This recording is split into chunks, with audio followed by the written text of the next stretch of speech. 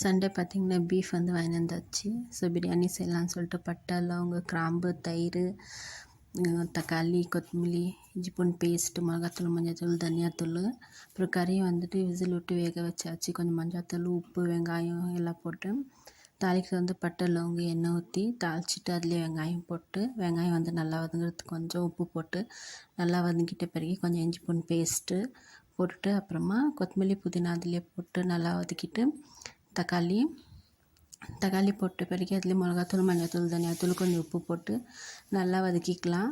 So நல்லா colour change ஆன பிறகு நம்ம வேக வச்சுருக்கோம் இல்லையா அந்த கறி போட்டு நல்லா மிக்ஸ் பண்ணிவிட்டு தயிர் ஊற்றிட்டு நல்லா மிக்ஸ் பண்ணிக்கலாம். தண்ணி வந்து இதிலே கொஞ்சம் இருக்கும். ஸோ பார்த்து தண்ணி ஊற்றிக்கோங்க. ஒரு கிளாஸ் அரிசிக்கு வந்து 2 கிளாஸ் தண்ணி.